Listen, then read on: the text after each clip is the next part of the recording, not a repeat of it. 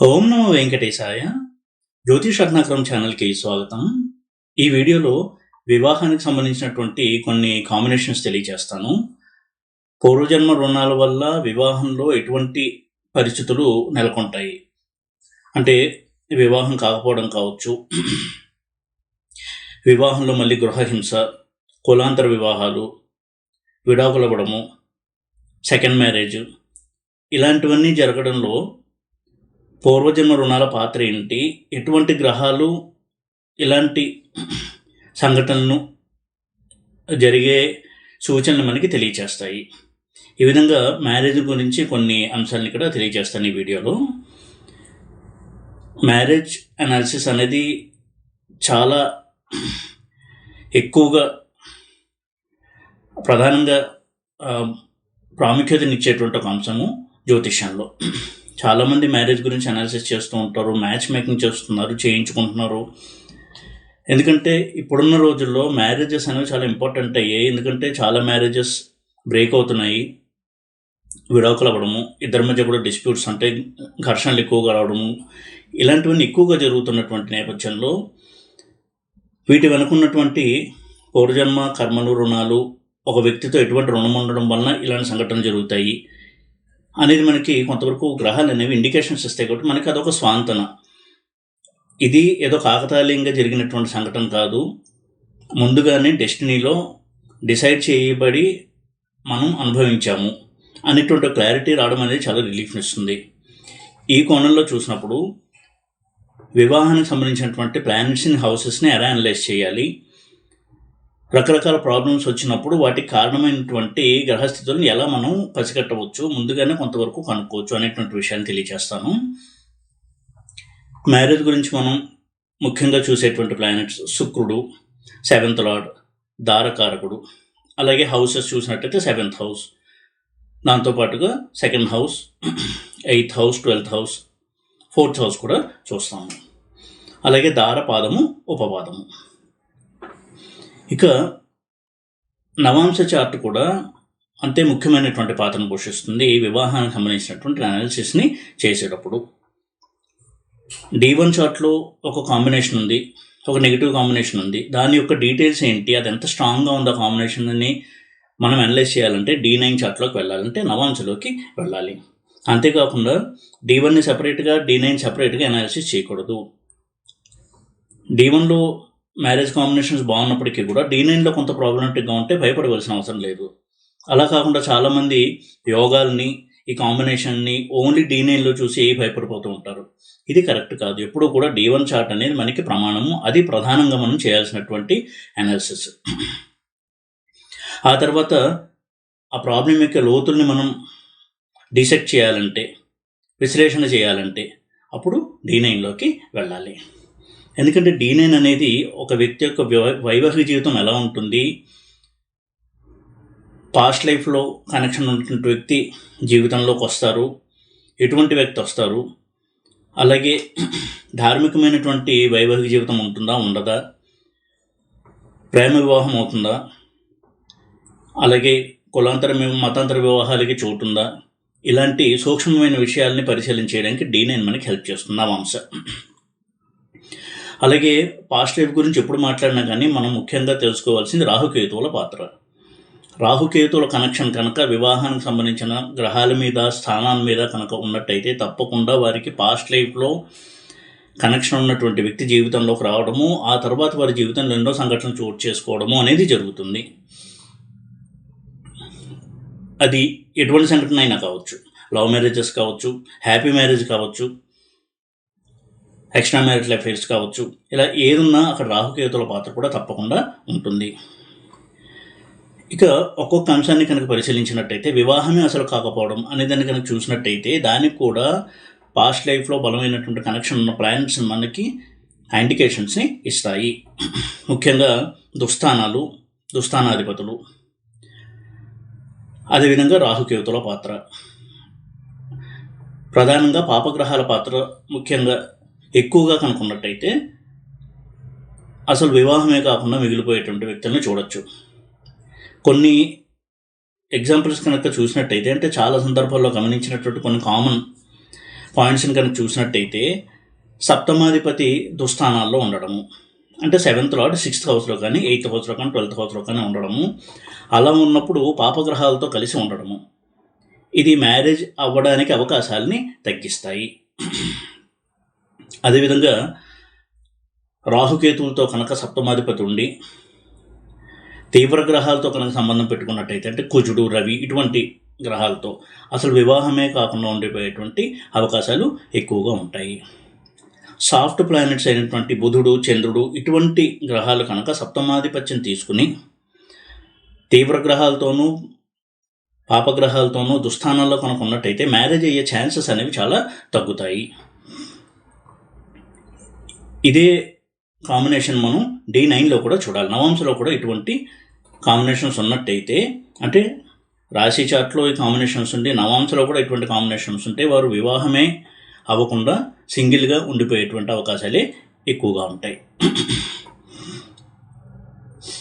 ఇక శుక్రుడు నైసర్గికంగానే కళత్రకారకుడు, వివాహానికి కారకుడు. అటువంటి శుక్రుడు కనుక తీవ్ర గ్రహాలతో సంబంధం కలిగి ఉంటే, కేతువు, కుజుడు ఇటువంటి గ్రహాలతో మ్యారేజ్ అయ్యేటువంటి ఛాన్సెస్ని తగ్గిస్తుంది ఆ కలయిక.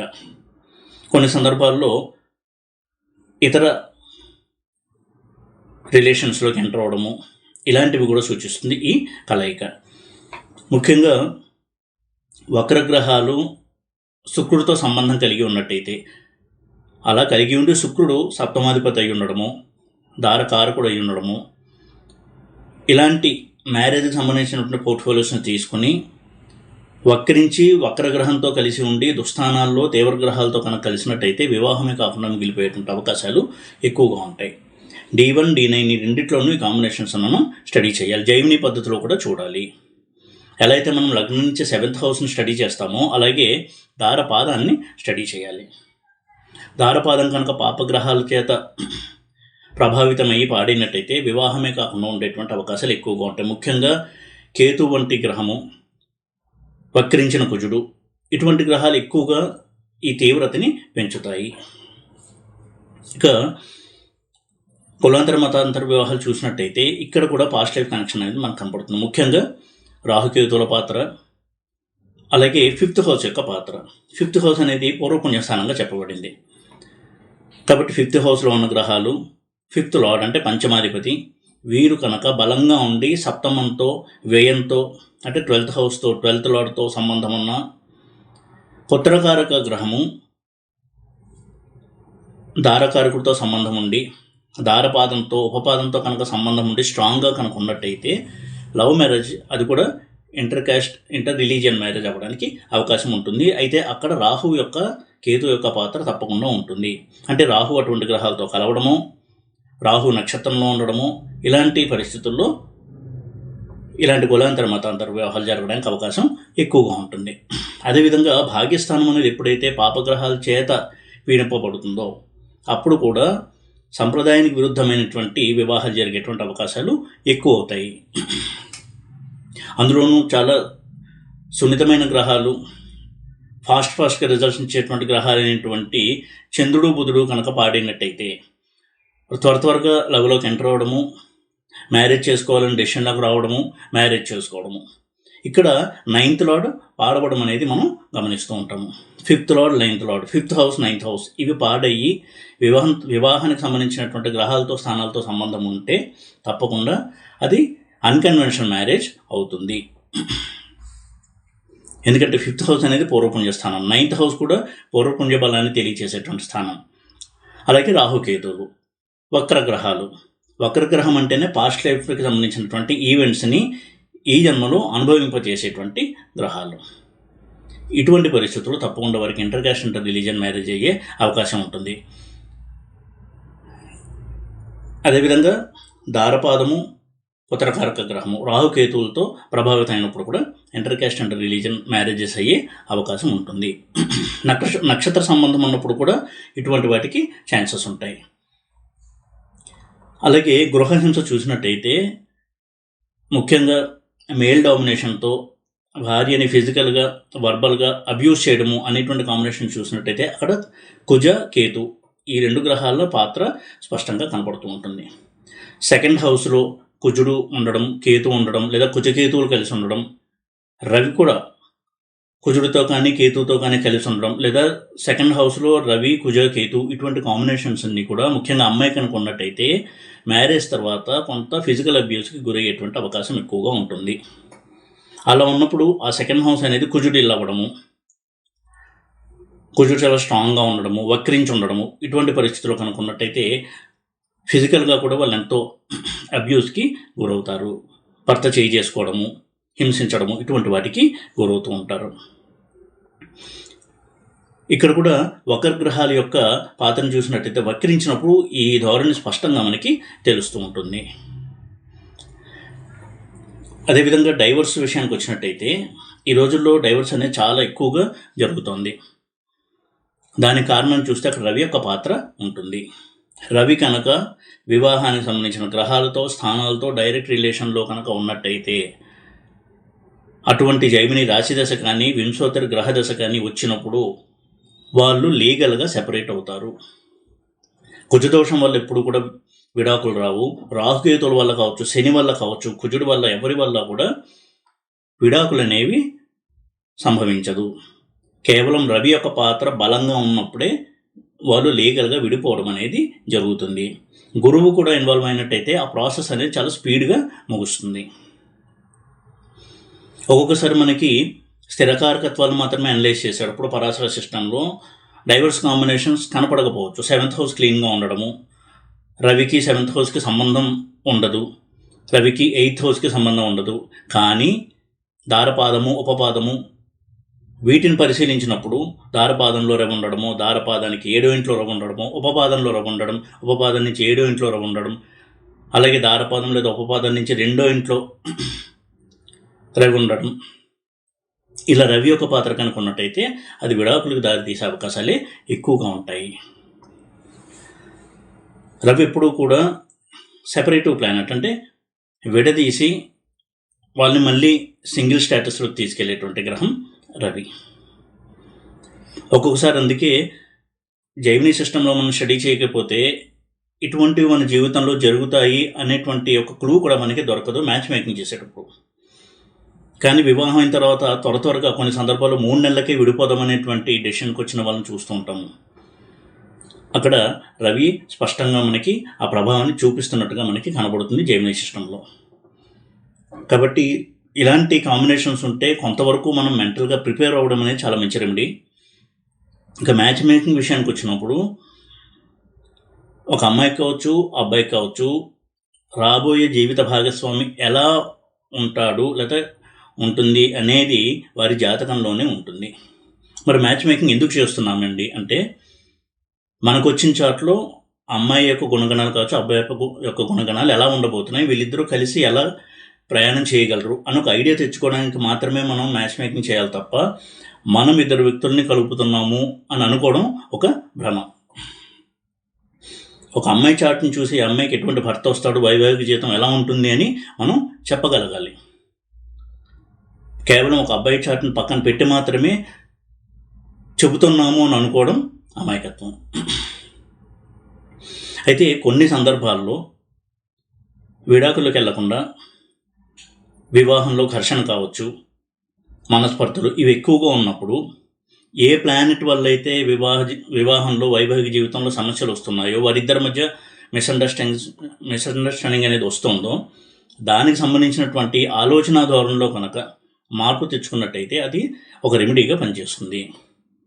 ఆ పైన పూజలు, హోమాలు ఇవన్నీ కూడా చేస్తూ ఉండొచ్చు. దానివల్ల దైవబలం కూడా మనకు అందుతుంది. ఎప్పుడు కూడా పురుష ప్రయత్నం ముందు చేసి మనం ఏ తప్పు చేస్తున్నాము అనేది ఆలోచించుకుని దాన్ని సరిచేసుకుంటూ ఆ సరిచేసుకునేటువంటి మనోబలాన్ని, ఆ బుద్ధిని ఎమ్మని మనం దేవతని కనుక ప్రార్థించినట్టయితే తప్పకుండా వాళ్ళు స్పందిస్తారు. ఇది సరైన విధానము. రెమెడీస్ యొక్క ఉద్దేశం ఇది. అంతేకాని నేను మారను, అవతల వ్యక్తి మారాలి అని చెప్పి మనం వేలకు వేలు జపాలు చేసినా, హోమాలు చేసినా ఫలితం అనేది ఉండదు. మన మానసిక చింతనలో మార్పు వచ్చి ఆ తర్వాత దైవ సహాయం కనుక తీసుకున్నట్టయితే తప్పకుండా మనకి ఆ ఫలితం అనేది ఉంటుంది. ఈ విధమైనటువంటి వాటిని ప్రోత్సహించింది జ్యోతిష శాస్త్రం. అంతే తప్ప పూజల పేరుతో, పరిహారాల పేరుతో మన పాపాన్ని కడిగేయడం ఎలాగా అని చెప్పే శాస్త్రము జ్యోతిష్యం కాదు. ఈ విధమైనటువంటి భ్రమల్లోంచి బయటకు వచ్చి ఒక రియలిస్టిక్ సైన్స్గా, అంటే యథార్థాన్ని సూచించేటువంటి శాస్త్రంగా కనుక జ్యోతిష్యాన్ని చూసినట్టయితే తప్పకుండా మనకి ఆ గ్రహాల ప్రభావం కనపడుతూ ఉంటుంది. ఒక్కొక్క గ్రహానికి ఒక్కొక్క నేచర్. రవి ఉన్నాడు అంటే డామినేషన్, అంటే భార్య మీద కావచ్చు, భర్త మీద కావచ్చు, తనదే పైచేయి అవ్వాలి. ఒకవేళ తను తప్పు మాట్లాడుతున్నా దాన్ని సమర్థించుకోవడం, దీనివల్ల ఎక్కువగా మనస్పర్ధలు వస్తుంటాయి. ఇది కంట్రోల్ చేసుకోవడం అనేది రెమెడీ. కుజుడి విషయానికి వచ్చినట్టయితే మొండి పట్టుదల, తను అనుకున్నదే జరగాలి, జరగకపోతే కోపయించుకోవడం, చేయి చేసుకోవడం, ఈ ప్రవృత్తిని కనుక మార్చుకున్నట్టయితే అది సరైన రెమెడీ.